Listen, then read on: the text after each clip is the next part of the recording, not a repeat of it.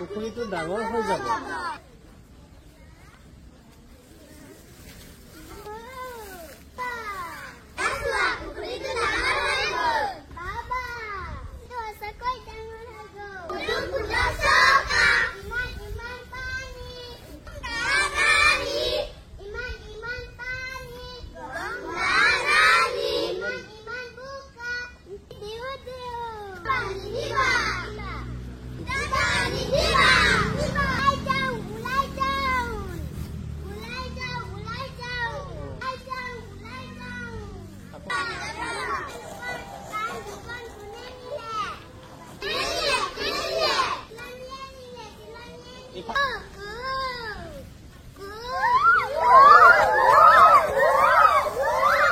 মৰমৰ তৃতীয়মান শ্ৰেণীৰ ছাত্ৰ ছাত্ৰীসকল, তোমালোক কেনে আছা? আশা কৰো তোমালোক ভালে আছা। এতিয়া তোমালোকৰ পৰীক্ষা সমাগত তোমালোকৰ পাঠ নং 2 অৰ্থাৎ খেলৰ পাঠ নং 2 কপৌ কু কু এই খেলটো তোমালোকে বাৰু খেলিছানে? তোমালোকে যদি খেলা নাই তেতিয়াহ'লে মই ইয়াৰ লগতে খেলিব কেনেকে লাগে তাকো মই দেখুৱাই দিছো ভিডিঅ' আকাৰে। এতিয়া মই আজি এই পাঠটো পঢ়াম, লগতে পাঠটো কেনেকৈ পঢ়িব লাগে আৰু এই পাঠটো প্ৰশ্নোত্তৰবোৰ সমাধান কৰিবলৈ তোমালোকক সহায় কৰিম। তোমালোকে যদি নতুনকৈ মোৰ চেনেলটোলৈ আহিছা তেতিয়াহ'লে চেনেলটো সাবস্ক্ৰাইব কৰি দিবা আৰু তোমালোকৰ যদি ভিডিঅ'টো ভাল লাগে তেতিয়াহ'লে নিশ্চয়কৈ লাইক কৰি তোমালোকৰ বন্ধুসকলৰ মাজত শ্বেয়াৰ কৰি দিবা। এতিয়া চোৱা, আমি প্ৰথমতে আছিল পঢ়ো আহা। আমি বিভিন্ন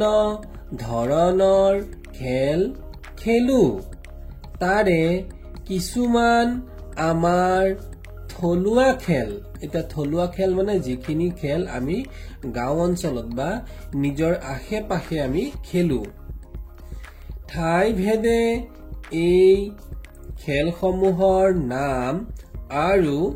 খেলাৰ নিয়ম সামান্য বেলেগ হোৱা দেখা যায়। তদুপৰি আমাৰ বহু থলুৱা খেলৰ লগত বিভিন্ন গীত মাতো পৰিবেশন কৰা হয়। পাঠটোত তেনে এটি খেলৰ বিষয়ে জানিব পাৰিবা। বহু দিন আগৰ কথা, মাঘ বিহুৰ উৰুকালৈ বেছি দিন নাছিল। গাঁৱৰ ল'ৰাহঁতে মেজি সাজিব। তাৰ বাবে তেওঁলোকে পথাৰৰ নৰা আনিবলৈ গ'ল। পথাৰখনৰ দাঁতিৰে এখন নৈ বৈ গৈছে। নৈখনৰ পাৰত এজোপা বগৰী গছ আছিল। সেই বগৰীজোপাত এহাল কপৌ চৰায়ে ৰুণ দি আছিল। এতিয়া ৰুণ মানে কি জানানে? ৰুণ মানে হৈছে কপৌ চৰাই মাতাটোকে ৰুণ দিয়া। ল'ৰাহঁতক দেখি কপৌহাল ভুৰুংকৈ উৰি গ'ল। তাকে দেখি সিহঁতৰ এজনৰ কপৌ কু কু খেললৈ মনত পৰিল আৰু লগৰীয়াহঁতক সি খেলখন খেলাৰ বাবে খাটনি ধৰিলে। আমি দেখোন অলপ সময় কপৌ কু কু খেলকে খেলিব পাৰো। আনবোৰে তাৰ কথাত হয়ভৰ দি ক'লে, পথাৰখনলৈ গৈ কপৌ কু কু খেলো ব'লা। তাৰ পাছত সিহঁতৰ এজন কপৌ হ'ল। আনবোৰে হাতে হাত ধৰি ঘূৰণীয়া হৈ খেলখন আৰম্ভ কৰিলে। আৰম্ভ বানানটো আ ৰ মৰ লগত ভ যুক্ত হৈছে আৰু ইয়াক কোৱা হয় মধ্যাহ্ন ভ। কপৌ মূৰটো দুপিয়াই কু কু লগৰীয়া। খুদ চাউল খোৱাহি। কপৌ বোকা আছে, পানী আছে, কেনেকৈ যাম? কপৌটোৱে উৰি অহা ভংগীমাৰে লগৰীয়াহঁতৰ ওচৰ পাবহি। লগৰীয়া, কলৈ যোৱা? কপৌ ৰজাৰ পুখুৰীত গা ধুবলৈ লগৰীয়া ইয়াত কিয় নুধুৱা কপৌ এইটো ইমান সৰু পুখুৰী লগৰীয়া ইয়াত এখিলা খৰাপাত পেলাই দিয়া পুখুৰীটো ডাঙৰ হৈ যাব কপৌটোৱে ওচৰতে পৰি থকা খৰাপাত এখিলা আনি পুখুৰীটোত পেলাই দিলে লগে লগে লগৰীয়াহঁতে থিয় হৈ কেইখোজমান পিছুৱাই দি বহলকৈ থিয় হল লগৰীয়া এয়া চোৱা পুখুৰীটো ডাঙৰ হৈ গল কপৌ বাবা পুখুৰীটো চোন সঁচাকৈয়ে ডাঙৰ হৈ গল ইয়াৰ পাছত কপৌটো পুখুৰীলৈ সোমাই যাব আৰু এইদৰে গীত গাব লগৰীয়া সুৰ লগাই কব পদুম ফুলৰ চকা কপৌ হাত দুখন তললৈ কৰি আঁঠু চুই পানীৰ জোক দেখুৱাই দিব আৰু গাব ইমান ইমান পানী লগৰীয়া গংগা ৰাণী কপৌ ইমান ইমান বোকা লগৰীয়াহঁতে হাতত ধৰা ধৰিকৈ থিয় দিব আৰু কপৌৱে গাব লগৰীয়া সুৰ লগাই কব পদুম ফুলৰ চকা কপৌ বেজি দিও দিও লগৰীয়া হাত জোকাৰি নিদিবা নিদিবা কপৌ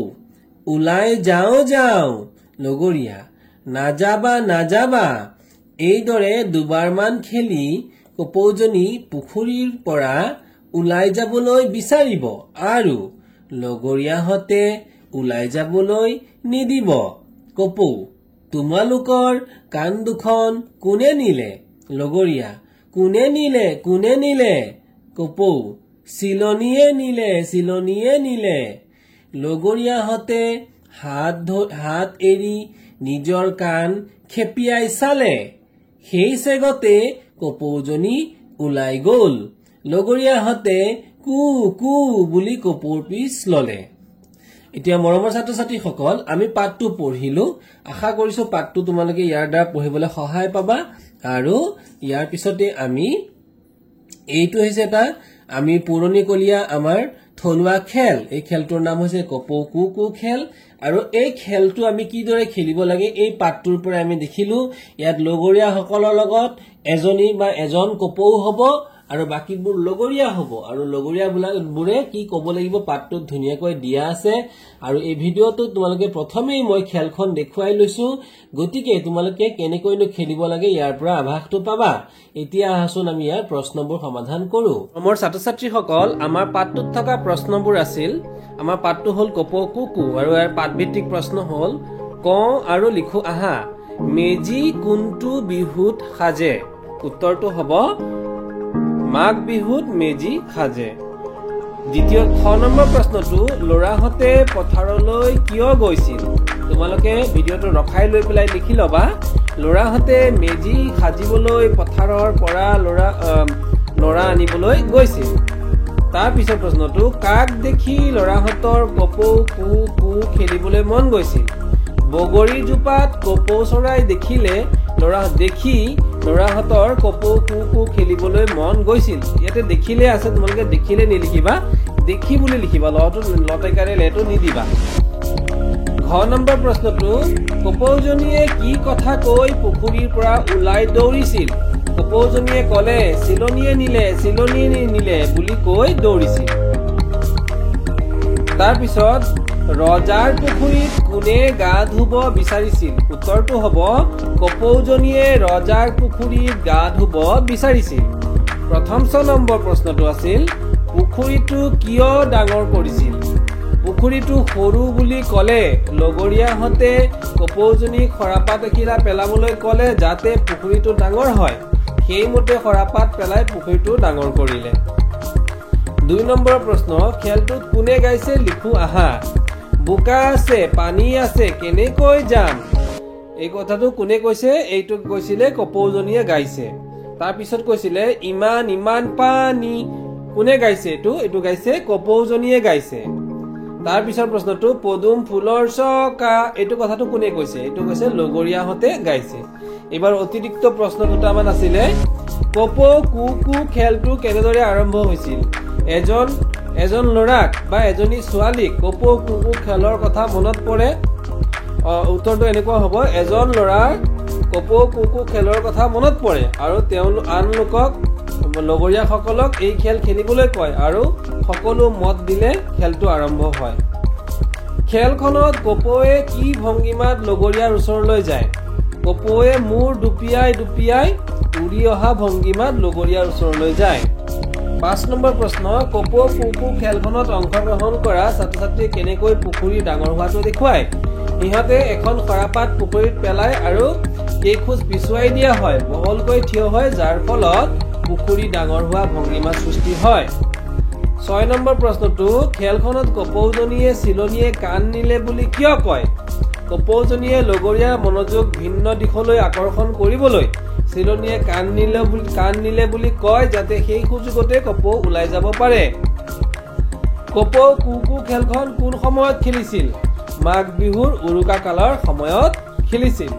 ইয়াতে 3 নম্বৰ প্ৰশ্নটোত কপৌ কু কু খেলটো এটা ক্ৰমত খেলা হয় এই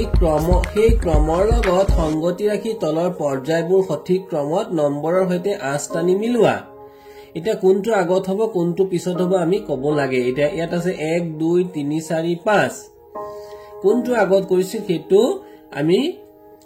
ইয়াত দিছে এজন খেলুৱৈ কপৌ হিচাপে বাছনি কৰা এইটো 1 নম্বৰতে হ'ব আমি 1 নম্বৰৰ লগত এতে মিলাব লাগিব লৰাহতে ইজনে সিজনৰ হাত ধৰি ঘূৰণীয়াকৈ থিয় হোৱা এইটো হ'ব 2 নম্বৰ তাৰ পিছত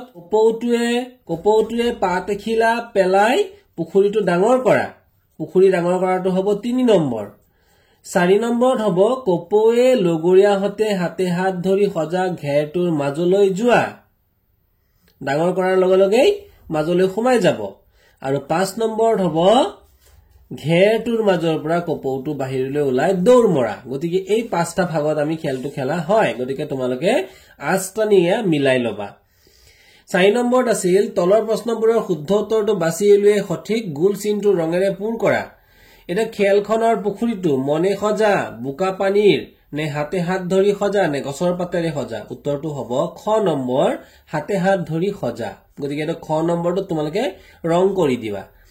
পুখুৰীটো কেনেকৈ ডাঙৰ কৰিছিল খান্দি পেলাই গছৰ পাত পেলাই হাতবোৰ খুলি দি বেজি পেলাই উত্তৰটো হ'ব গছৰ পাত পেলাই এটো হ'ব গ নম্বৰটো তোমালোকে শুদ্ধ উত্তৰ 5 নম্বৰ প্ৰশ্নটোত ভাষা অধ্যয়ন তোমালোকক দিছিল ইয়াতে বিপৰীত শব্দবোৰ